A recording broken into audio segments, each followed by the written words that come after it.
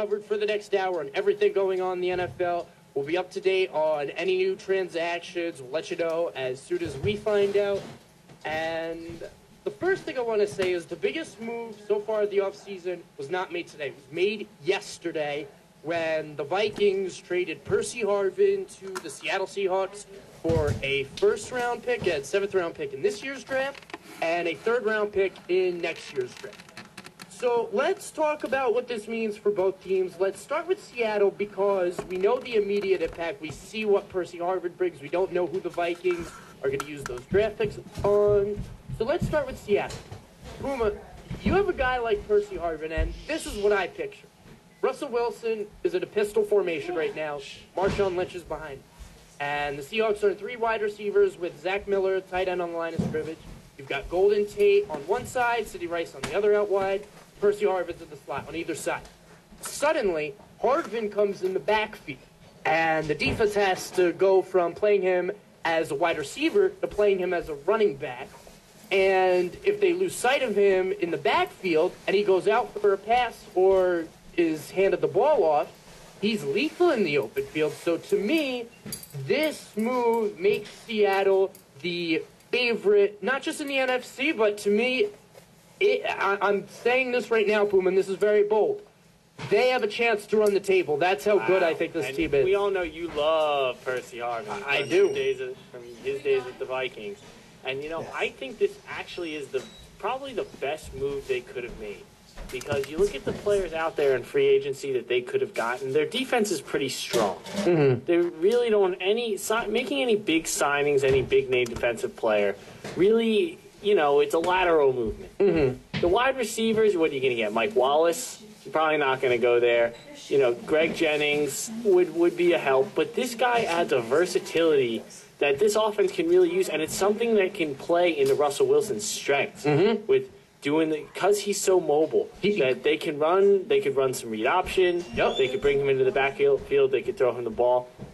And I'll say this: I think Percy Harvin a little overrated with what they got for him with the #1 overall pick. With the fact he only played 9 games, and the fact that he has caused problems in the locker room before, and just what is he? The way I see it, people aren't jumping to give Darrelle Revis, who is the best cornerback in the league, right, hands down, a #1 overall pick. Percy Harvin, you want to call him a wide receiver? There's no way he's the top wide receiver in the game if he's top 5. Well, he may not be the top wide receiver in the game, but how many other players can line up in the backfield or in the slot or out wide and have the speed of a wide receiver, the hands of a wide receiver, but can run with the power of a running back? That's just versatility at its best when you talk about skill players in the NFL. And that brings his value up big time, brings him up past some guys that are better than him as a wide receiver. And the reason why I don't think this is bad, you would think, well, they overpaid for Percy Harvin, this is a problem. But when you look at this Seahawks team, they're young.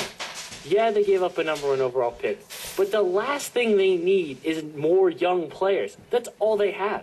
Mm-hmm. So adding another young player in a draft that's pretty average, to be fair, it's not really that big of a deal giving up a #1 overall pick for them because they're not an old team looking to infuse talent. They're not a rebuilding team looking for pieces to build on in the long-term future. So to give up a #1 overall pick really isn't that big of a gamble for them when it might be for another team like, if the Eagles could never give up. If they gave up for their first overall pick, that would be a big problem. Or even the Steelers right now. To give up a first overall pick for Percy Harvin would be ridiculous for the Pittsburgh Steelers. But you talk about where Seattle's pick was. It was at 25th in the draft. Right. So it was very expendable. I think it's a pretty fair trade on both sides. I think both sides get good value because Percy Harvin didn't want to stay in Minnesota. And as much as it hurts to see him go and they're going to be worse without him, he didn't want to stay. He was going to be a malcontent. He was just going to cause more problems. So to get a first overall pick is great for the Vikings. As good as they could have possibly done. Right. And, let's talk about the impact this has for the Vikings. You say they're worse without Harvin. Right now on paper, they do look worse. How they are without Harvin really depends on where that draft pick goes. Absolutely. What they get for those draft picks for the next couple of years. And you know what? This team played darn well without him. They beat the Packers without him. Yep, and won in Houston and beat the Bears. So, and that sort of detracts from his value. But I think that that trade was a fair trade, and I think it made both teams better in the future. Right now and in the future. Right, and, talking about the impact of the Percy Harvard trade, we went over Seattle, and you talk about Minnesota. They re-signed Jerome Simpson today, which a lot of people don't understand. I think it was purely a depth move, and they wanted to keep someone Ponder knows.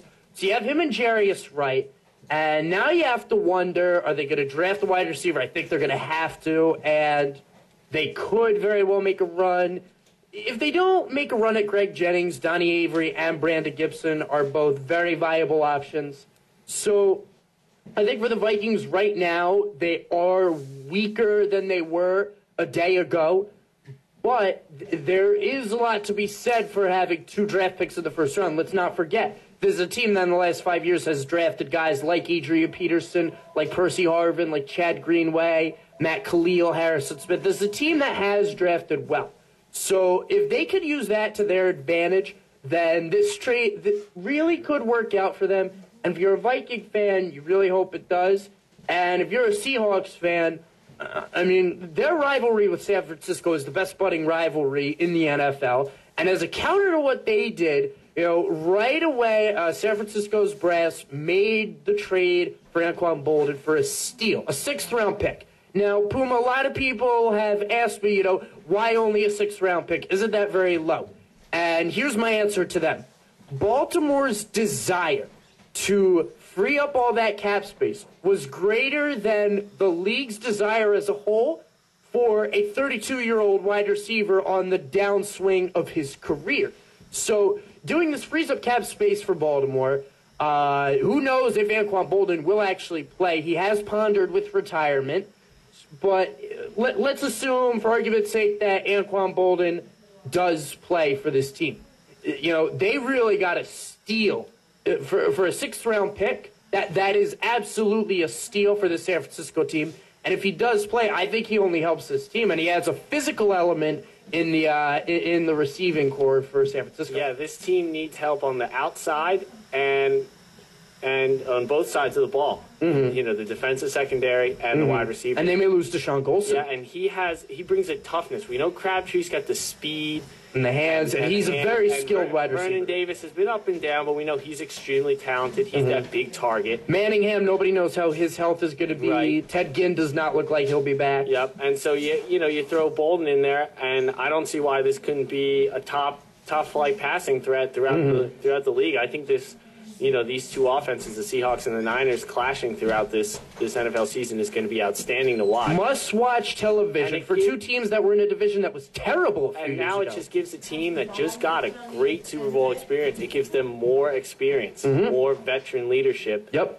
And for a team with a young quarterback. Right. And, it's funny to see a guy who just basically, he was one of, you have to give Joe Flacco the MVP, but boy, that postseason that Bolden had was outstanding. 4 touchdowns. He's had a touchdown in every one of his playoff appearances since 2008. Yep. He's been to 2 Super Bowls now. Yep. He's tough as nails. He 6 touchdowns in 8 playoff games. Yeah. Really good. Gets it done in the clutch. This guy is invaluable to add to a team like the Niners. So they don't win in New England without him. Assuming that Bolden comes in fresh, rejuvenated, focused, there's no reason why this Niners team couldn't win the West and couldn't win the Super Bowl again next year. The problem is, I think in this sport and in baseball, 2 hardest, where when you get there and lose, it's really hard to get back. It is. It's a long, long way back to get there twice in a row. You don't see it too many times. Now, we're talking about NFL free agency. I want to remind everybody, if you do want to talk to us here on 107.7 The Bronx, coming to you from Rider University in Lawrenceville, New Jersey, the number to call is 1-877-900-1077. We'll be taking all your calls about the NFL and player movement going on today. Free agency is just 2 hours young, and 1-877-900-1077, again, is the number to call. You want to share your thoughts via social media. Twitter is the best way to go, at Overthrown Pass. And we'd love to hear your thoughts. We'd love to shout out to you if your thoughts are credible. And you talk about some of the free agent moves that have been made today, but some of the cuts let's get a little local here. The Eagles cut Nnamdi Asomugha today. That's a big one. A guy who just 2 off seasons ago, they gave a 5-year deal worth $90 million. So this is a guy who annually was making $18 million and was not playing well. Then reports came out this offseason that during practice he would eat lunch by himself in his car for meet time. And, that's a sign that you have a guy who thinks he is above and beyond the rest of the team. And I think cutting this move is actually a pretty good move for Philadelphia. He wasn't getting it done. He refused to take a pay cut. And look, veteran corners this year, you talk about him being cut. The Vikings cutting Antoine Winfield. We'll get to that in a little bit. But starting with Nnamdi Asomugha, a cut. This is something that I don't think a lot of people saw coming. But it really shows that Chip Kelly's regime is starting from scratch and really trying to put their own stamp on this Eagles team. Yeah, this was a good move. I know it's tough to cut a guy that has made $25 million and is guaranteed to make all this money this year. But I think with Chip Kelly, they've had so much consistency, so much of the same thing. Mm-hmm. So much Andy Reid. They had so much McNabb. They've had so much of all this. It's time for change. It's time for Chip Kelly to come in here and put his own stamp on this team. And you see Rogers Cromartie's probably going to walk. Asomugha's gone. They need to make room here. And it was like people said on the radio today, Missinelli and Sal Palantoni were talking about this, going after Darrelle Revis. You just had a big-name cornerback that was a bust. Mm-hmm. They spent all this money on, that they thought was going to be the best corner in the league. And all Revis is going to do if he goes to the Eagles is ask for more money. We just saw a guy that was a problem in the locker room. Why do that? They need to go into the draft. They have the 4th overall pick. They have some money to work with. They need to go in there, pick up some mid-range free agents for the defense. Right. Sapawaga from the 49ers has been rumored. Guys that get in there and just get the job done. They're not superstars, but they get in there and get the job done. They need to put lots of people different places as opposed to one star. Mm-hmm. I know they were talking about, they looked at Geno Smith and they love Geno Smith.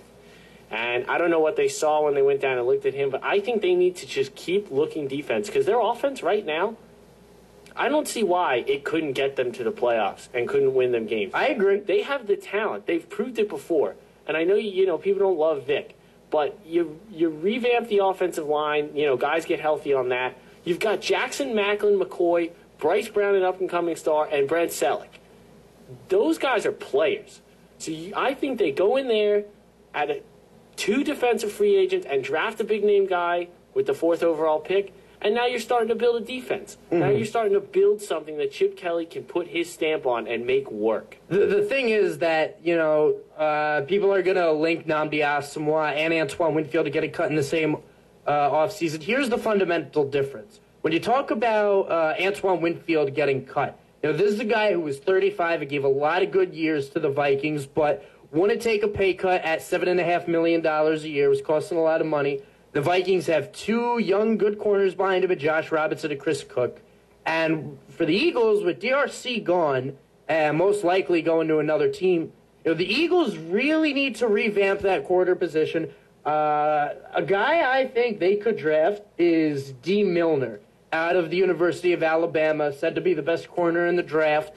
And he's certainly not going to cost $18 million for a season like Nnamdi Asomugha did. Obviously, you can't with the new rookie wage scale. But I think that if the Eagles are going to look to revamp that secondary, it has to start through the draft for them. And that's going to be really important.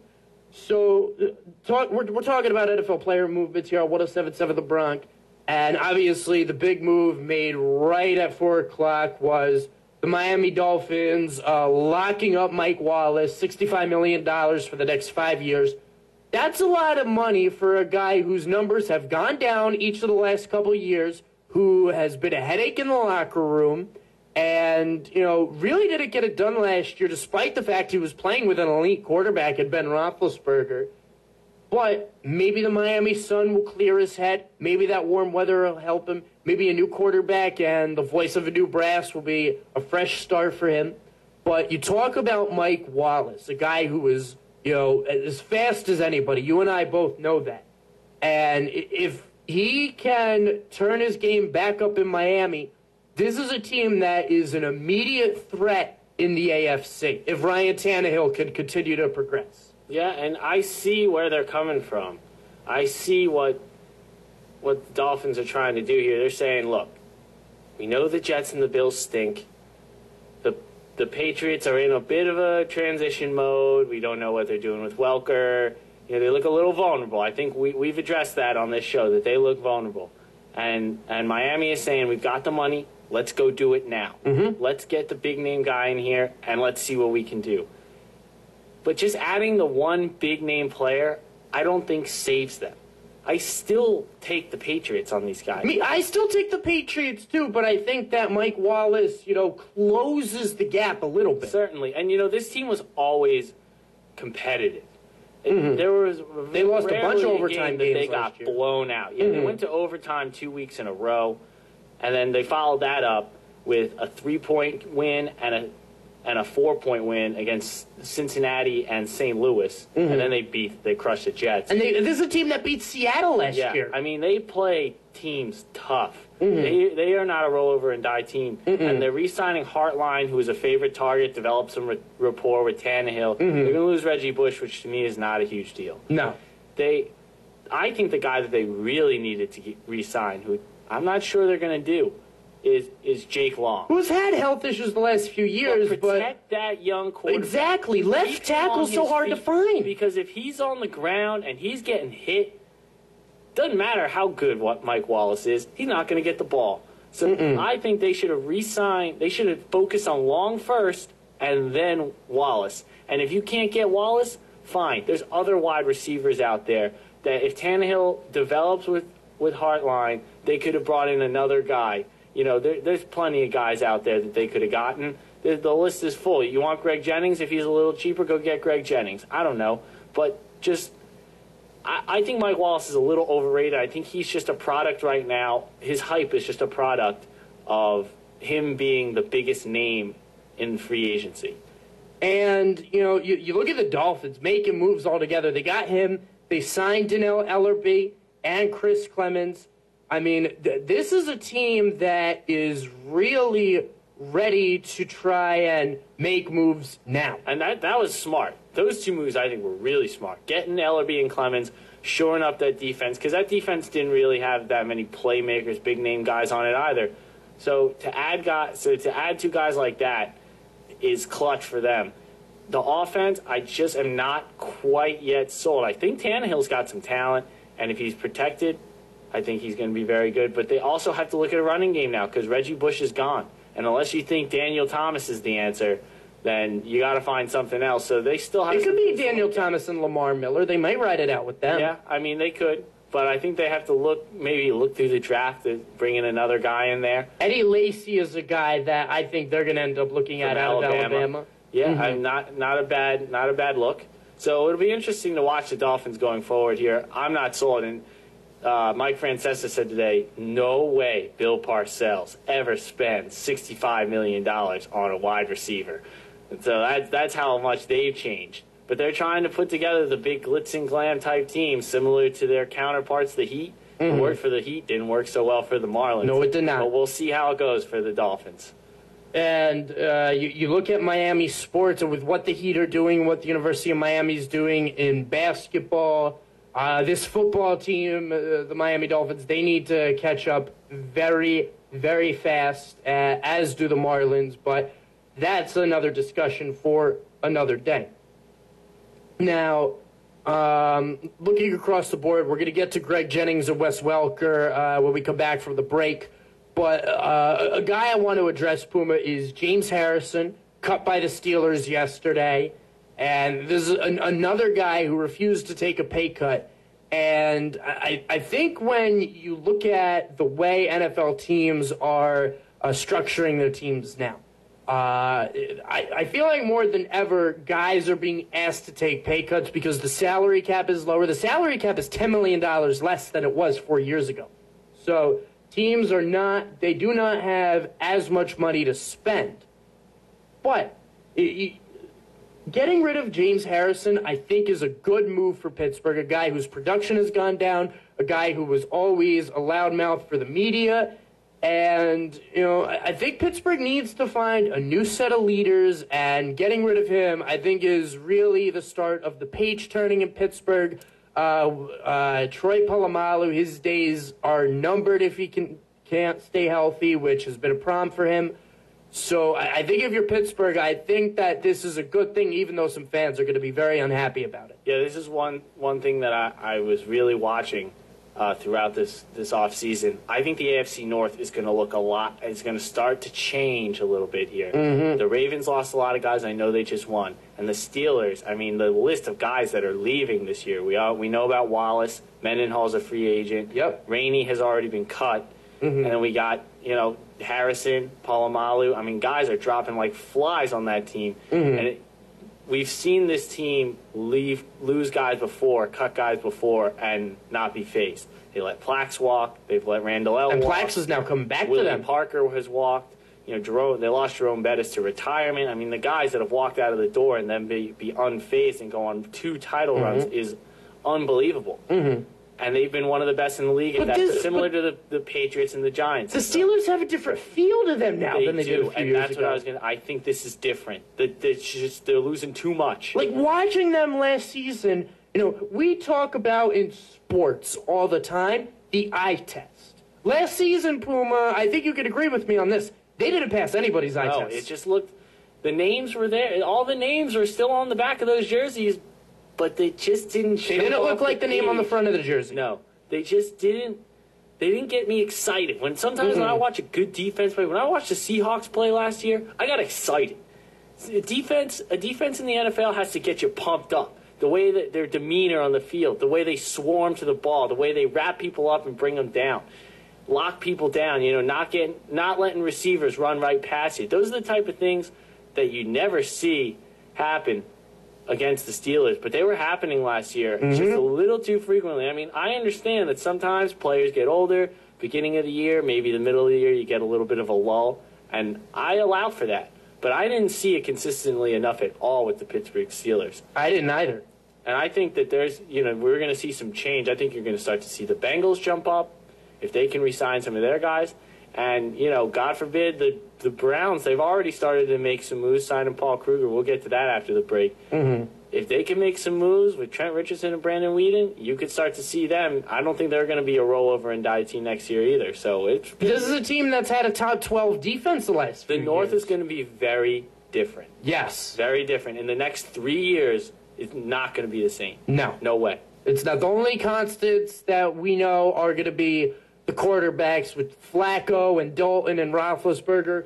Who Cleveland's quarterback is next year, nobody knows. But with Trent Richardson there, you have a running game. Be the same unless he leaves. The running back, if they're smart, the running back will be the same there for a long time. Yeah. He is talented. He is very talented. He could be the best running back in the league down the road. He could. Absolutely. When Adrian Peterson retires. That's why I said down the road. Relax. Right. Well, but I'm with you, Puma. Trent Richardson needs to stay there. And if he is not there in a few years, if he goes somewhere else, it'll be a microcosm of how things have gone since the Browns returned to Cleveland. The Bronx Annual Culinary Kickoff is back, bigger, better than ever. So if you have what it takes to 1077 The Bronx and www.1077thebronx.com, this is Overthrown Pass. I'm Mike Sorsky with John LiPuma. I want to remind everybody, you want to talk to us about everything going on in the NFL today, 1-877-900-1077. That's 1-877-900-1077 is your number to call and talk to us about what you think is right and wrong in the NFL. Now, Puma, we've only scratched the surface of everything that's gone on in the NFL. I'll tell you what, though. We're spoiled with social media because we think that we're going to know everything. And I'm waiting to hear something about Greg Jennings, and I've heard nothing. What do you think of Greg Jennings? Where should he go? Well, I actually thought that he was going to be ending up possibly in Minnesota, possibly in Seattle. And I really think Minnesota would be smart to try and bring him in. It's a type of guy, gritty guy, can play. Already know he can play in the elements, can play against these hard-nosed NFC North defenses, and he knows the division. He knows what the Vikings are all about, and he gives a target to Christian Ponder in the end zone that he didn't already have. And we know they have guys like Kyle Rudolph and all them that he's trying to develop, Jerome Simpson, but Jennings would be a glue guy to bring this team together, another leader alongside Adrian Peterson with Super Bowl. This guy has Super Bowl experience, and he's just one of the tougher guys in the league. I think he's been very undervalued in this class of wide receivers, and I think there's a lot left in Greg Jennings. I know he's missed some time, but don't pass on Greg Jennings. I think the Vikings would be smart to take him. And I think that if he does go to the Vikings, it definitely add to the Packer-Viking rivalry, and we'll have to see what happens. We want to get to all your calls, so first call, we have James Morrow calling from New York. James, welcome to Overthrown Pass. Thank you. James, what's on your mind? You guys talking about football. Figured I'd weigh in. I like the move to the Seahawks with Percy Harvin. I think that's a good call. Okay. Now, what do you think about Cullen Jenkins for the Giants? I mean, that's a good move. I mean, it didn't really cost them much. So, it could only benefit them on the defense. What type of moves are you looking for them to make? Do you think they need to make some more moves? I know you're a big-time Giants fan. They've cut a lot of guys, let a lot of guys go. Who are you looking at for someone for the Giants to pick up? They need to solidify a wide receiver. That's important. They let Cruz walk, they let him walk. That is what it is. But they need the secondary. They look pretty bad at times. I think they need to solidify there. And just that's basically what I see right now. What would you think about as a wide receiver? I was looking at this the other day, looking at some potential wide receivers. What about a guy like Ted Ginn? I know they have David Wilson as their special teams guy, but Wilson's going to be taking a lot of the carries. Maybe bringing in Ted Ginn from the 49ers. I haven't really heard any rumors about Ted Ginn Jr., but I just see him as a possible fit for the Giants system. No, I agree. I know they lost Bradshaw. I got to get someone.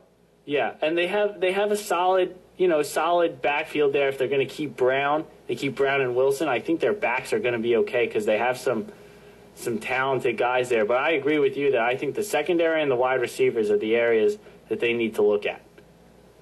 Now, we got something here on Greg Jennings. The Carolina Panthers and the Indianapolis Colts have both made calls to Greg Jennings and his agent to try and see what kind of money Greg Jennings is looking for. Let's start with Greg Jennings going to the Colts. James, now, if you're Andrew Luck and you see that next year you have Greg Jennings, Reggie Wayne, T.Y. Hilton, along with those two very good tight ends they have, how dangerous is that Colts offense? No, they should win the division. That's an understatement. I think this is an AFC championship team. They got to win the first. AFC is tough. Anything can happen in those first two rounds. But I think at least that. Mm-hmm. Now, James, you know a lot of Eagles fans, so I want to know if you were an Eagles fan, as someone who knows a lot of Eagles fans, what do you think the overall consensus amongst the fan base is going to be on the Eagles letting go of Nnamdi Asomugha? Well, I think it's good. Sports is all cyclical, so it's going to get better. It's a cycle, so they got to just see how this year plays out, get a better offense going, and once they get rid of Vic, I think once they get a good quarterback in there, they don't have to keep wasting draft picks on a quarterback. They'll get more consistent, and that's basically what Giants and Patriots have done. They've had guys in the later rounds of drafts the last few years, and they've signed in the rough guys. They've panned out for them. Mm-hmm. I just think as the new coach gets in, and as you just stop wasting picks early on guys that aren't really working, I think then it'll start to pick up. Because it's a good team, there's no denying it. And 107.7 The Bronx. Want to remind everybody, if you want to talk to us, we're taking all your calls, 1-877-900-1077. Final question for you, James, before we let you off the air. Right now, with the Giants losing Martellus Bennett, how do you see the Giants addressing that? Do they go via free agency? Do they maybe give a look to Jared Cook, or do they stick what they do best and try to draft somebody, like you said, finding maybe a diamond in the rough in the later rounds? I think they need to find someone in the draft. That I mean, getting someone at this point. I mean, if someone's available, but they have a good wide receiver set now. And they had that one guy that ran. I forget his name. He was doing good at the end. Well, Martellus Bennett, if that's who you're referring to, has signed with the Chicago Bears. We are going to address that on the show. James, thank you so much for the call. We'd love to hear from you again. All right. See you later, James. Next week. All right. Thanks, man. Now, Puma, I just mentioned Martellus Bennett was signed by the Bears, and this gives them a threat in the middle of the field, a big guy who's also a pretty good run blocker. And the Bears, once again next year, if they can have something similar to the defensive success they had last year, nobody expects them to score that many defensive touchdowns again. But if Martellus Bennett really adds that extra oomph to this offense that many people, especially the Bears brass, thinks he can add, Bears are a dangerous team in a very tough division. Yeah, well, it all depends on what Martellus Bennett shows up. Is it the Martellus Bennett from the beginning of the year that scored 3 touchdowns in his first 3 games and proved to be a very viable target for Eli Manning, or is he going to disappear on him like he did during parts of the middle of the season? This Bears offense is very dependent, has been very useful, or has used the tight end very efficiently in years past. We remember Desmond Clark and Greg Olsen there, and the great years they had with their 2 tight end sets. And Cutler can certainly use that tight end. We've seen him do it in Denver, and we've seen him do it before here in Chicago. And they sort of got away from that last year, and I think that really hurt them. I think the move either the Bears or the Packers needs to look at making is trying to get Jake Long in there. And I know I've been singing his praises a lot on this show, but offensive line help is at a premium. And these are 2 teams with talented quarterbacks that struggle because their heads are on a swivel all the time because the defense is in their backfield 24/7. You keep Aaron Rodgers calm and in the pocket and upright. I mean, he makes great plays outside of the pocket, as does Cutler. But you keep them untouched, and they're going to be that much better, as good as they already are. So that's the type of thing I look for. This Martellus Bennett adding to another target for Jay Cutler and an improved offensive line, perhaps adding – Jake Long is out there, Max Starks. And they lost out on Phil Loadholt earlier today. Yeah, and Starks is another one that's out there, another guy, another casualty from the Steelers. So Like the there are Bears, guys, I always pick them, and they always let me down because I just like teams that have good defenses. Right. And their defense was, as I said, almost better than their offense at times this year. And I like Cutler. I know a lot of people don't, but I think he's a good quarterback, and he's got a great rapport with Brandon Marshall. So I think they're going to be right there competing with the Packers, and it's just going to be a matter of who can get the most out of their quarterback play and who can keep their quarterback upright. And we've talked about the Bears, we've talked about the Dolphins as teams who, the way they're building, they're trying to win right now. Then you have the other side of the equation where you have a team like Buffalo who released their quarterback Ryan Fitzpatrick today. And anytime you release a quarterback, Puma, it's a very big decision to make. The organization has to be prepared for it. But I just don't see, how they're going to fix that quarterback situation. Right now, Tavares Jackson would be their starter. I wouldn't be surprised if they reach too high in that first round for Geno Smith or for Matt Barkley. But this was a very surprising cut. I did not see this one coming. Yeah, I didn't see that coming either. You actually completely surprised me with it. I just think it's a bad decision right now because when you look at the draft, I'm telling you, unless the Eagles are seeing something in Geno Smith, they went down there and looked at him. People are seeing something in Geno Smith. I know he could fit their system with Chip Kelly. That I'm not seeing. There is not a quarterback in this draft to build your franchise around. And I understand that we had a draft last year that was very special. You get a draft like that, like once in a lifetime, where there's so many guys that are ready to play right out of college. I mean, if you even get one guy like Andrew Luck, it's a good draft. but I don't see the guys out there to pick up. I mean, backup quarterbacks are going. Matt Moore re-signed. Yep. Chase Daniel is gone. So who are they looking at? Who do they want as their quarterback? Whether they want to go try and get Nick Foles? Like, I don't know who Trade for their Matt option is. Castle. Do they really like Tavares Jackson? I don't love him. I don't. I didn't like anything that I saw. He was in the any of his offense stuff. with Darryl Bevel, the guy who now runs the show with Russell Wilson and with Marshawn Lynch and all those guys, and Harvin and Rice. And he couldn't do it in Minnesota. He couldn't do it in Seattle. And now he's on a Buffalo team that isn't as talented as that Seattle or Minnesota team that he played on. So I just don't see how Buffalo thinks they're going to get better from this. I really don't see it. And you talk about the fact that getting rid of a quarterback is a very big deal.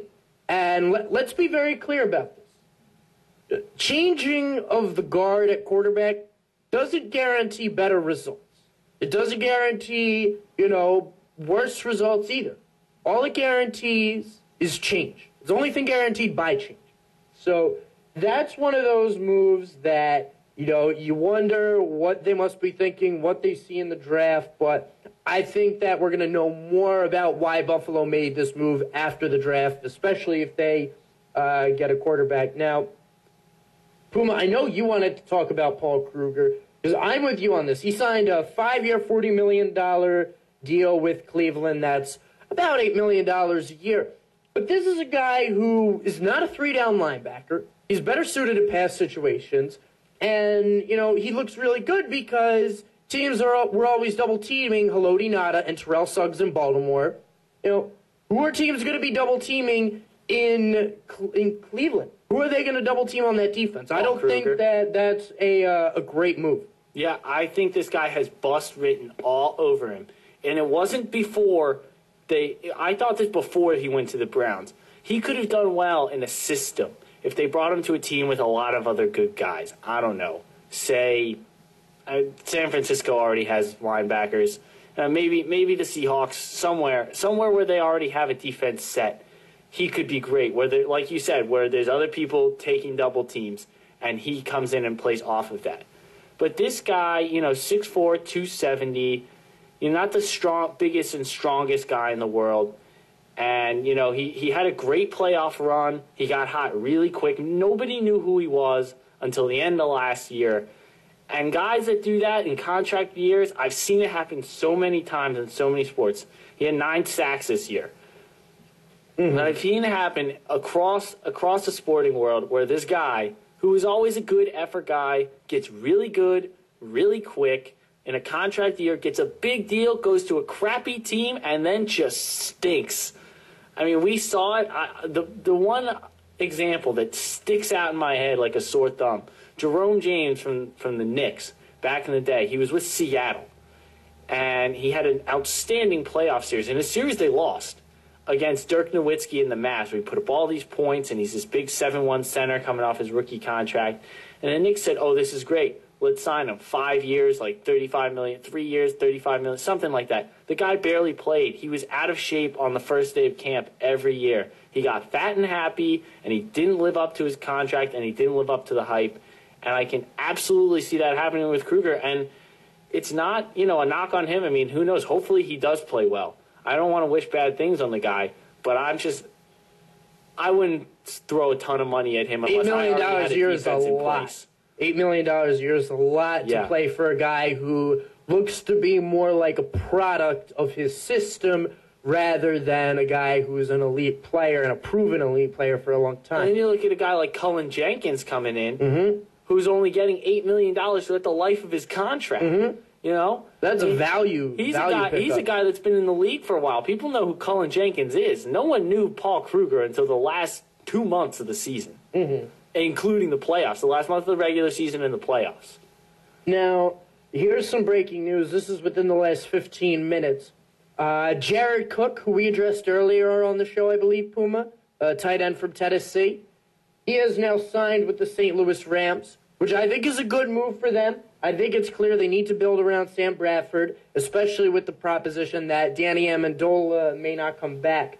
But this is, if St. Louis continues to put weapons around Sam Bradford, this coming year could really be his judgment year. Yeah, and, Jared Cook was a big name free in a class of free agents that was, for tight ends, that was pretty weak. The top name guy obviously being Tony Gonzalez, who may retire if he does. If he doesn't, probably going back to Atlanta. And this guy can really stretch the defense. A lot of people really like him. So good pickup for a team that's really desperate for weapons. I think it's foolish to overpay for a tight end, especially from this class. But nonetheless, a very good pickup for the St. Louis Rams, because you know what? They need something. Because even with Danny Amendola, I told you this the other day, that if the wide receiver the Vikings settle for is Danny Amendola, I think it's a disappointment. I agree. Because he was good, and they were clearly worse without him. Mm-hmm. But how good were they with him? I know they were a sleeper team, and they did a lot based on the strength of their defense and the strength of Steven Jackson. But how talented is he really? I don't think he's that talented. I think he's just more talented than the crappy guys they had. So they need more weapons to put around Sam Bradford. For me to call this a judgment year, I think I'm going to. I know they were good last year, but without Jackson now, with no good running back, and their best receiver being a tight end, I need to see a better team around him before I can say that I'm going to make my judgments on Sam Bradford. And that's a very fair assessment. And Greg Jennings is a guy we've been following up all day. The Twitter buzz says that the Broncos and the Texans have now contacted Greg Jennings' agent. Could you imagine Jennings, Decker, and Demaryius Thomas in Denver? Wow. Or even in Houston, Andre Johnson with Greg Jennings? Wow. Both of those would be dynamic situations. Oh, my God. Very, very explosive offenses there. And, for some, the report, I could just see, I'm like picturing right now, Jennings and Manning connecting on touchdown passes. It just feels like it works. Mm-hmm. He's is he kind of similar to Dwight Freeney? Well, he doesn't have the big place. To Reggie Wayne. Reggie Wayne. Right. He doesn't have the speed necessarily, but he's got the toughness. So I think that would really work very well. With Andre Johnson, don't get me wrong, you want to put that type of talent together, but I think they're similar types of receivers. Mm-hmm. They're big, strong, tough guys. They're not beating you with their speed. They're beating you with their strength and their size. I mean, I like it. I really like him with the Colts. Mm-hmm. It's similar vein to the Seahawks, where draft picks are unimportant. Right. Because their whole team was rookies and second-year players. Mm-hmm. So to bring in a vet like Greg Jennings to the Colts, especially when you might be losing a Dwight Freeney, a voice like that in the locker room, I think he would be great to bring in. And him, Reggie Wayne, and T.Y. Hilton, that would be a lethal wide receiver. Absolutely. They need some veterans. They need some guys with some experience under their belts, other than Reggie Wayne. Right. You need more than one, and I think he would be a perfect fit. We're following all the NFL player movement right here on 107.7 The Bronx. This is Overthrown Pass. We're going to take a break before we go into the last 10 minutes of our show. 1-877-900-1077 is the number to call. You're running out of time, so call in as soon as you can. Back after this. Your Career is Calling and other programming on 107.7 The Bronx is underwritten in part by Rider University's College of Continuing Studies. You've protected Americans at home and abroad. You have helped secure the freedom of others. You have dedicated years of service to our country. And now it's our turn to help you. The College of Continuing Studies presents the 2013 Hiring Our Heroes Veterans Career Fair and Military Expo, Thursday, March 21st from 9 a.m. till 1 p.m. in the Student Recreation Center on the campus of Rider University. Veterans, active duty military, National Guard, and Reserve components, and military spouses seeking employment are invited to 107.7 The Bronx and www.1077thebronx.com. This is Overthrown Pass. I'm Mike Sorsky with John LiPuma, and 1-877-900-1077 is the number to call. Now, we really haven't touched on Darrelle Revis today. We compared him to Nnamdi Asomugha for a little bit. The Tampa Bay Buccaneers seem to be the front runner for him. Is trading perhaps probably at least a first-round draft pick? Is this a good move? I think it is for them. They've been looking at Deshaun. The Buccaneers have been looking at Deshaun Goldson, and I think a big move for them, a smart move, would be to trade for Darrelle Revis and get Goldson because we've seen these cornerbacks, Nnamdi Asomugha being a prime example, struggle if they don't have help over the top. And this team offensively is very strong. Freeman and Doug Martin, being an outstanding back who showed a lot of promise. Vincent Jackson there. They've got tight ends. They've got Dallas Clark. So their offense is set. They need to bolster their defense. And adding Revis and Goldson would be a power move for a team that's playing in a division against Cam Newton, playing against Matt Ryan with all those receivers. They need a pass defense to shut some of those guys down. Darrelle Revis is a prime target, and when he's healthy, he's the best corner in the league. In a similar fashion to the way Adrian Peterson is the best running back by far in the league, Darrelle Revis is by far the best corner in the league. You can't compare him. Who's the next best guy? Tillman, Taylor, maybe Patrick Patterson. Richard Sherman. Sherman is another one. Those are the top guys, but Revis has been shown that he is able to take a guy out of the game. Mm-hmm. And if you bring him in with some help over the top and a strong offense to keep them off the field, the Buccaneers could be a player in the NFC South. And that's going to be a very interesting division. New Orleans getting Sean Payton back. We'll have to see what Carolina does. If they add some more weapons for Cam Newton, they could be really dangerous. Tampa Bay could also be really good. Atlanta is Atlanta. We know Atlanta might be looking for a running back. Ahmad Bradshaw's been rumored there. Mm-hmm. Bradshaw's had some success against the Carolina Panthers, so they like that about him. I just think it'd be a little weird adding Bradshaw when you just cut Turner. To me, the difference between the two of them is not great enough. But Bradshaw's an experienced vet, obviously two Super Bowl rings, and to pair him with Jacquizz Rodgers, I think would be a very, very strong tandem. It would be a pretty good tandem. I think a better guy for them would be Rashard Mendenhall. Mendenhall is a guy no one's talking about, and I really like him. I've always liked him coming out of Illinois. He's really fast. He missed some time with injury, so you got to have that as a question mark. There's some running backs out here, I think some underrated running backs that could be great value. Him, Steven Jackson, Bradshaw, and Turner are all guys that have been number one backs in this league on winning teams, in winning situations.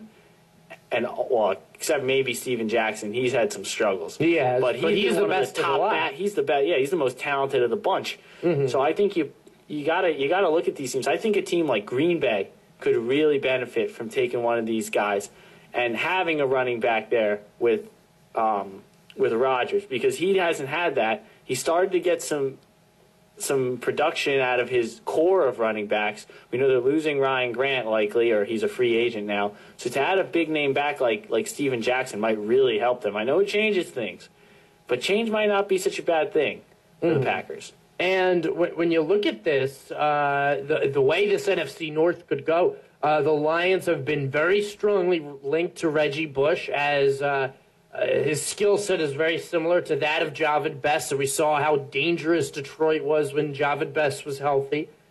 And listen, if the Bears can pick up where they left off last year, the Packers are the Packers. The Lions with Reggie Bush and the Vikings with Adrian Peterson, that NFC North is going to be lethal. That is going to be a very, very difficult division. And I think they're just the epitome that the NFC right now is just a little bit deeper than the AFC. Yeah, maybe not. We always thought that the AFC was the best league. Maybe they have the teams at the top, but the depth in the NFC is outstanding. You know, it was another thing I was thinking about, teams that need running backs. Mm-hmm. You know, how about the Cowboys? Well, right? The Cowboys have been quiet. They have. The whole offseason. They really have. What are they doing? Well, Jerry Jones wanted Jason Garrett to step down from the play calling. Yeah. And they fired Rob Ryan. Yeah, but I'm talking about players. They got to do something with their players. Mm-hmm. I mean, they franchised, who they franchised there? Anthony Spencer, Yeah, Anthony Spencer. Mm-hmm. So they got him back. But they need a running back. Felix Jones is a free agent. Mm-hmm. And they need another guy for DeMarco Murray. I agree. It would be painful to watch if it happened, but what if Ahmad Bradshaw went there? Oh, my God. He He wouldn't. After all the smack him and Brandon Jacobs talked about the Cowboys. Yeah, he wouldn't. But he would be nice. I think those two would make a great tandem. I think him and Turner would make a good tandem as well. Michael Turner's a guy I could very well see in Dallas. I think that Turner and Bradshaw need to be with a tandem. Jackson and Mendenhall can go into a situation and be the guy. Mendenhall, I think, could use another guy, He could use another guy less than Jackson, but he could, in the right situation, be a guy. Mendenhall, I think, could be a good fit with the Saints because he's so fast. You need to be fast when you're playing with an up-tempo team like that. And Mendenhall is also a pretty powerful runner. Yeah. So you could have dual backfield sets where you have Sproles and Mendenhall in the backfield, and then you have Graham with Colston, and then the other wide receiver can be anybody because Drew Brees is the quarterback. Avery Henderson is a free agent this year. Yep. And Avery Henderson could walk, and you could pull anybody out. Joe Morgan had a very good year for them last year. The bottom line is, Avery Henderson has had some good plays, but Avery Henderson and Lance Moore are nothing more than a product of Drew Brees. Any decent NFL wide receiver, third man on the depth chart, could be those guys with Drew Brees. That's how good Drew Brees is. He makes that team really so much better. So, we're 3 hours into free agency, and all this has happened. And we haven't even touched on the fact that, let's touch on this before we exit the show in about 30 seconds. Tony Gonzalez he's back. Yeah, they said he's coming back. I think he's going back to the Falcons. He's got it. He'd be foolish not to. He's been so close. He's never been to never had success in the playoffs until he got with the Falcons. And they are just so much better with him. And if they can bring in another good back to complement Jacquizz Rodgers, they can do this. I have faith in them of eventually getting to the Super Bowl and eventually being able to win it. I know Matt Ryan has proven, he won his one game in the playoffs, even though he hung on by a thread, and then he blew it in the second game. This guy can win. These guys are so talented. And they're losing John Abraham, too, so they've got holes to fill. There's no question about that. But through the draft, and maybe with one or two free agents coming in, this team could win a Super Bowl. I agree. I believe in Matt Ryan. He's too talented, and he has too many weapons around him to not be good enough to win it all. But their running game and defense both need to be better. Absolutely.